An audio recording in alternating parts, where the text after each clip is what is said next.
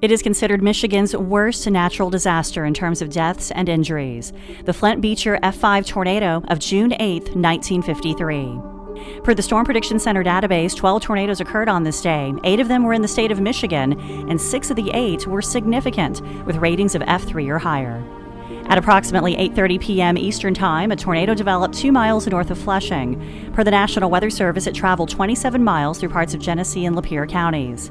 Soon after its development, it grew to be almost a half mile wide as it slammed into the northern edge of Flint in the Beecher district.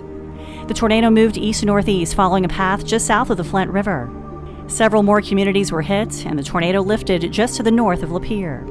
Soon after, a second tornado developed. It formed near Kings Mill and moved east to Lake Huron, passing north of Yale and between Jetto and Lake Port. The second tornado was given a rating of F4. The greatest damage was on both sides of Coldwater Road near Beecher. Homes were completely demolished. Per the National Weather Service, 340 homes were destroyed and 107 suffered major damage. Officially, the death toll from this devastating twister is 116. The National Weather Service in Detroit documented that the National Guard Armory building and other shelters were turned into temporary morgues. It was a horrifying scene. 113 of the fatalities occurred in Beecher in a 4-mile stretch of Coldwater Road from 2500 west to 1500 east. Out of the 116 killed, 55 were under the ages of 20, and 5 were less than 1 year old. As many as 20 families reported multiple deaths. The Flint-Beecher tornado ranks as number 10 in the top 25 of deadliest U.S. tornadoes per the Storm Prediction Center. In a documentary series entitled Wrath of God, the Flint-Beecher F5 was highlighted in one of its episodes. Coldwater Road resident Dorothy Robinson was interviewed.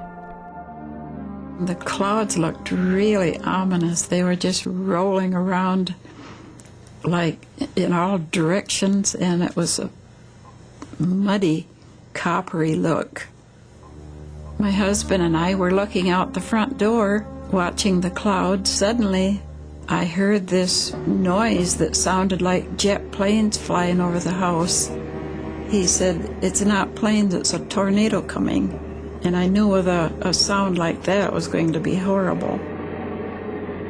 Dorothy and her 2 oldest daughters hid under a bed. Her husband and youngest daughter ran for the shelter of a closet. Suddenly, there was this noise that sounded like a shot, and it was the windows popping out, and right after that, I could feel the house sliding off the foundation. I remember being up in the air.